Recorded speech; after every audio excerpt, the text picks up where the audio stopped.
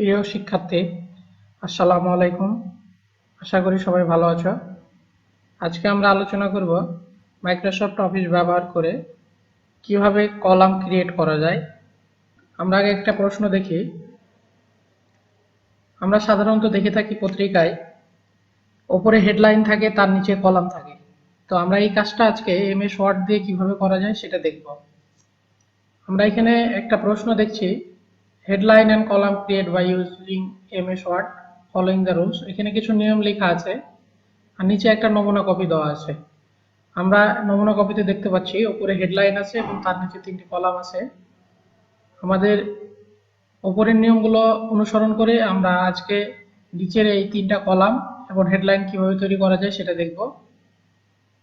প্রথমে লেখা আছে পেপার সাইজ বা পেজ সাইজ A4, 2 নম্বরে লেখা আছে page margin, top 0.6, bottom 0.6, left 0.5, right 0.5। এবং ইংলিশে যেগুলো লেখা আছে, ইংলিশ ফন্ট নেম হবে টাইমস নিউ রোমান্স এবং বাংলা ফন্ট নেম হবে নির্মলা ইউআই। আর টেকনিক্যাল নিউজ রিপোর্ট লেখা আছে, এই সেন্টেন্সটি ফন্ট সাইজ হবে 24 পিটি এবং আদার যে লেখাগুলো আছে অন্যান্য লেখাগুলোর ফন্ট সাইজ হবে 16 পিটি। এবং আমরা এখানে দেখতে পাচ্ছি 3টা ছবি আছে, 3টা ছবির সাইজ হবে হাইট 0.9 এবং ওয়েট 1 ইঞ্চি এবং একটি লাইন থেকে আরেকটি লাইনের দূরত্ব হবে, যেটা লাইন স্পেসিং হবে 1.15 এবং আমাদের লেখার দুই পাশটাই হবে জাস্টিফাই, মানে দুই পাশটাই সমান থাকবে। তো আমি এই জন্য নিয়ম অনুসারে আমি এই কলাম ক্রিয়েট করার জন্য বা হেডলাইন ক্রিয়েট করার জন্য আমি আগে একটা মাইক্রোসফট ওয়ার্ড ডকুমেন্ট ক্রিয়েট করব। এই জন্য আমরা স্টার্ট বাটনে ক্লিক করলাম। তারপরে আমরা এখান থেকে মাইক্রোসফট অফিস থেকে আমরা এখান থেকে দেখব ওয়ার্ড। আমরা দেখতে পাচ্ছি ওয়ার্ড ক্লিক করার পর আমরা একটা ওয়ার্ড ডকুমেন্ট ক্রিয়েট করব। ওয়ার্ড ডকুমেন্ট ক্রিয়েট করার পরে আমরা যে কাজটি করব, আমাদের নিয়ম অনুসারে আমাদের পেপারের সাইজ হবে একই। প্রথমে ছিল পেপার সাইজ A4। আমরা পেজ লেআউটে গেলাম, আমরা পেপার সাইজ ঠিক করার জন্য পেজ লেআউটে যাওয়ার পরে আমরা এখানে দেখতে পাচ্ছি মার্জিন ওরিয়েন্টেশন সাইজ। আমরা সাইজে ক্লিক করব। সাইজে ক্লিক করার পরে আমরা দেখব নিচে A4 সাইজ পেপার দেখব। A4 সাইজ পেপারের মাপ হলো 8.27 গুণিত 11.69।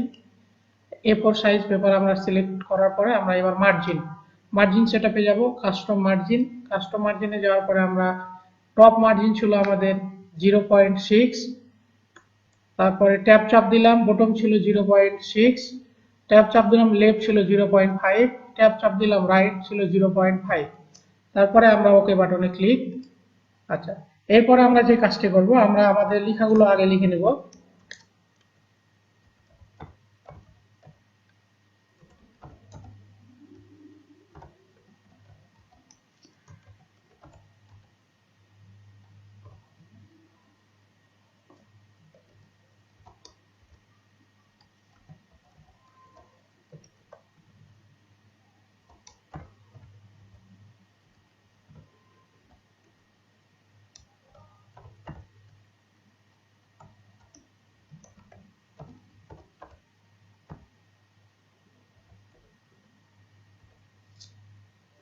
এরপরে আমরা এই লেখাটাকে সেন্টার করব। ব্লক করার পরে আমরা হোম রিবনে গেলাম, হোম রিবনে গিয়ে প্যারাগ্রাফে গিয়ে সেন্টার।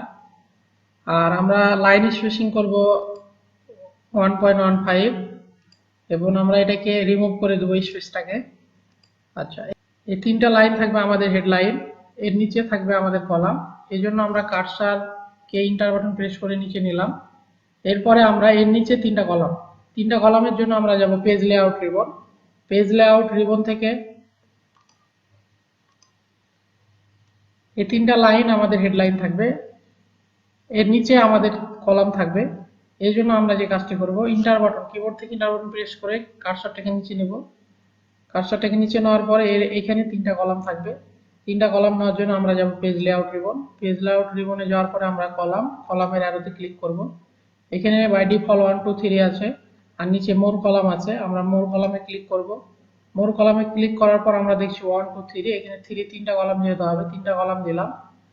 এরপরে আমাদের হেডলাইন উপরে রাখার জন্য আমরা যাব এবার অ্যাপ্লাই টু এর অ্যারোতে ক্লিক করলে দিস পয়েন্ট ফরওয়ার্ড করা মাত্র আমরা প্রিভিউ বক্সে দেখতে পাচ্ছি উপরে আমাদের হেডলাইন আর নিচে কলাম। তারপর ওকে। ওকে দিলে আমাদের হেডলাইন উপরে থেকে যাবে, আর নিচে আমাদের কলাম। নিচে কলামে গিয়ে আমরা এবার লেখা শুরু করব।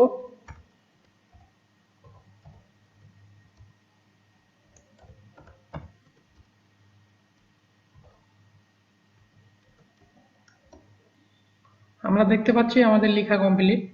এবার আমাদের যে কাজটি করব, আমাদের নমুনা কপি অনুযায়ী আমাদের এখানে ছবি ইনসার্ট করতে হবে এবং লেখাগুলোকে যে সাইজ দিতে বলেছে সে সাইজ দেবো। এবং আমরা দেখতে পাচ্ছি লেখার প্রথমে ড্রপ ক্যাপ আছে, প্রথম 3 লাইনে ড্রপ ক্যাপ, আমরা ড্রপ ক্যাপটা দিয়ে দেবো। আমরা আবার কোশ্চেনে গেলাম।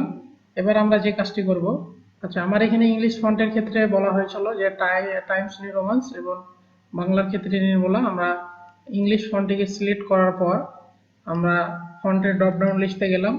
ড্রপডাউন লিস্ট থেকে আমরা টাইমস নিউ রোমান্স সিলেক্ট করে দিলাম এবং আমাদের ফন্ট সাইজ হবে 16, আমরা 16 পিটি দিলাম।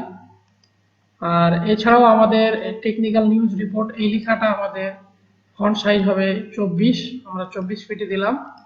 আর বাংলা ফন্টের ক্ষেত্রে বলা হয়েছিল বাংলা ফন্ট আমরা সিলেক্ট করার পর আমরা বাংলা ফন্ট সিলেক্ট করার পর আমরা বাংলা ফন্ট দেখব যে এখানে নির্মলা বাংলা ফন্ট দিতে বলা হয়েছিল এবং তার ফন্ট সাইজ দিতে বলা হয়েছিল 16 দিলাম। এরপরে যে কাজটি করব, আমরা আমাদের পুরো লেখাকে ব্লক করার পরে আমরা প্যারাগ্রাফ থেকে অ্যালাইনমেন্টটাকে জাস্টিফাই করে দেব। জাস্টিফাই করলে যেটা হবে, আমাদের দুই পাশটাই সমান হবে। এবার আমাদের যে কাজটি আছে, তিনটে পিকচার ইনসার্ট করা, এবং পিকচার ইনসার্ট করব আমরা যেভাবে, ইনসার্টে যাব, ইনসার্ট থেকে পিকচার, পিকচার থেকে আমরা পিকচারের ফোল্ডার ওপেন করব।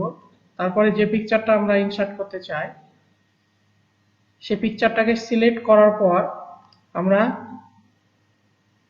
পিকচারটাকে সিলেক্ট করার পর ইনসার্ট করলাম। ইনসার্ট করার পর আমরা দেখতে পাচ্ছি পিকচারটাকে ডানে বামে নিয়ে যেতে পারছি না। এই জন্য আমাদের যেটা করতে হবে, রাফ টেক্সটের অ্যারোতে ক্লিক করার পর ইন ফর্ম অফ টেক্সট, তাহলে ছবিটা উপরে চলে যাবে এবং লেখাটা তলে।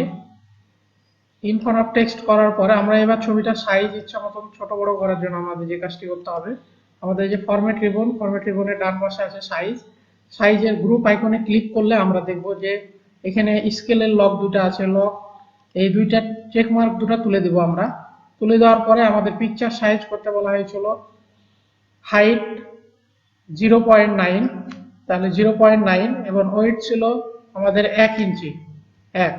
তারপরে কিবোর্ড থেকে ইন্টার বাটন প্রেস, তারপরে আমরা এটাকে এখানে প্লেস করার পরে কন্ট্রোল সি দিয়ে কপি করলাম, অথবা এটাকে আমরা সিলেক্ট করার পর কিবোর্ড থেকে কন্ট্রোল বাটন প্রেস করলে মাউসে দেখবো আমরা পয়েন্টার চেঞ্জ হয়ে যাচ্ছে।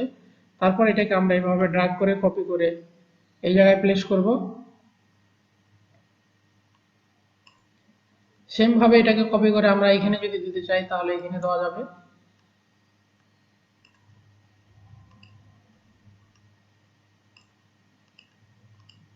তাহলে আমাদের এই কাজটি আমরা যে প্রশ্নে দেখেছিলাম, যেভাবে নমুনার যে কাজটি করা আছে, আমরা খুব সহজে এই নিয়মগুলো অনুসরণ করে সেম কাজটি আমরা করতে পারলাম। সবাইকে ধন্যবাদ।